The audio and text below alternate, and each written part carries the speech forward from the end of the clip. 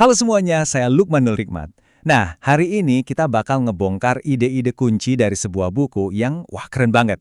Don't Believe Everything You Think, karya Joseph Nguyen. Ini semacam panduan buat kita biar bisa ngerti dan akhirnya bebas dari penjara yang seringnya kita bangun sendiri, yaitu penjara pikiran kita. Yuk, kita langsung ke intinya aja deh. Coba jujur, pernah gak Anda ngerasa cemas yang berlebihan? Atau terus-terusan kepikiran kesalahan di masa lalu? Atau mungkin, ngerasa kayak dikurung sama suara-suara negatif di kepala Anda sendiri? Kalau jawaban Anda iya, wah, pembahasan kali ini pas banget buat Anda. Oke, kita mulai ya. Jadi, buku ini tuh ngasih kita satu pemahaman dasar yang penting banget. Pikiran kita itu bisa jadi sahabat terbaik, tapi bisa juga jadi penjara terburuk. Kuncinya cuma satu, gimana cara kita mandang dan berinteraksi sama pikiran itu. Nah, ini nih yang menarik banget. Buku ini ngebedain secara jelas antara rasa sakit dan penderitaan. Gini deh, rasa sakit kayak patah hati atau gagal dalam sesuatu, itu kan bagian dari hidup ya, sesuatu yang objektif dan kadang nggak bisa kita hindari. Tapi penderitaan, wah itu beda cerita. Itu adalah narasi, interpretasi, drama mental yang kita ciptain sendiri soal rasa sakit itu. Penderitaan itu pilihan, dan justru di sini loh letak kekuatan kita yang sebenarnya. Terus penderitaan ini datangnya dari mana sih? Nah, di bagian selanjutnya ini, kita bakal bongkar sumber utamanya menurut buku ini. Ini bukan soal apa yang terjadi sama kita di luar sana, tapi soal apa yang terjadi di dalam kepala kita. Nah, ini dia nih. Bisa dibilang ini jantungnya buku ini. Pikiran kita itu cuma alat, kayak palu. Bisa kita pakai buat ngebangun sesuatu yang indah, atau sebaliknya, bisa buat ngehancurin diri sendiri. Masalahnya, kita ini sering banget salah kaprah.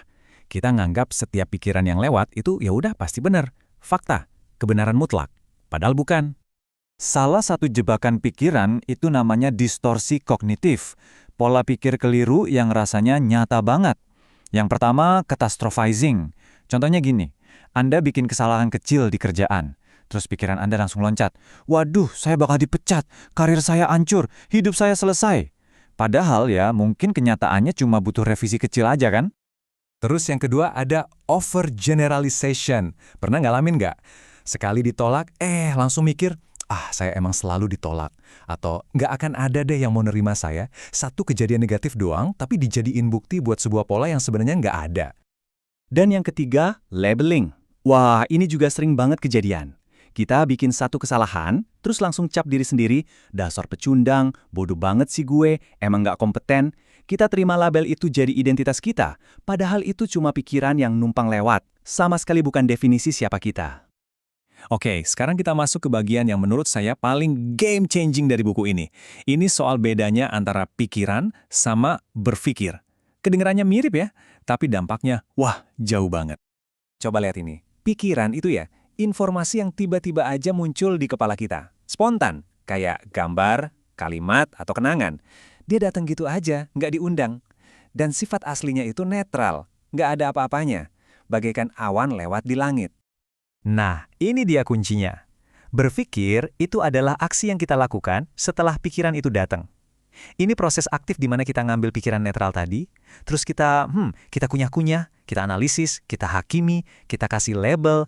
Disinilah penderitaan itu mulai dibuat. Jadi, nanggepkan poinnya. Penderitaan itu bukan dari pikiran random yang lewat. Sama sekali bukan. Penderitaan itu lahir karena kita terlalu terlibat. Karena proses berpikir kita soal pikiran itu. Analoginya bagus banget. Bukan hujannya yang bikin kita basah, tapi keputusan kita buat diam aja di bawah hujan tanpa payung.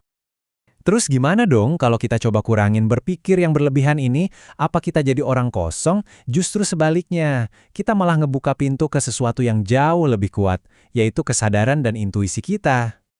Dan hasilnya, wow, bisa kita lihat di sini. Waktu kita udah nggak lagi ke bawah sama drama di kepala, apa coba yang terjadi? Intuisi kita jadi lebih tajam. Keputusan yang kita ambil jadi lebih jernih dan jelas. Tujuan hidup kita muncul dari inspirasi, bukan lagi dari rasa takut. Dan yang paling penting, kita nemuin kedamaian batin yang sejati. Ada satu kutipan yang benar-benar kena banget di buku ini. Anda bukanlah pikiran Anda. Anda adalah kesadaran di balik pikiran Anda. Coba deh renungin sebentar. Anda itu langitnya, luas, nggak berubah. Pikiran itu cuma awan yang datang dan pergi. Anda bukan awannya kan? Oke, jadi gimana cara kita nerapin ini semua dalam hidup sehari-hari? Gimana caranya biar kita bisa secara sadar memilih kedamaian di setiap momen? Ini penting banget buat dicatat ya. Tujuannya itu bukan buat ngosongin pikiran atau berhenti mikir sama sekali. Nggak mungkin juga kan? Tujuannya simpel, jadi pengamat, jadi observer yang netral. Lihat pikiran datang, oh ada pikiran, terus biarin aja dia pergi. Nggak usah dipegang, nggak usah dianalisis, nggak usah dilibatin lebih jauh. Dan buat penutup, saya mau ninggalin Anda dengan satu pertanyaan buat direnungkan. Kalau semua drama, semua cerita, semua label di kepala Anda itu bukan diri Anda yang sebenarnya, terus siapa Anda? Mungkin jawabannya ada di dalam hening, waktu kita berhenti berpikir secara berlebihan dan mulai benar-benar sadar. Terima kasih banyak sudah menyimak.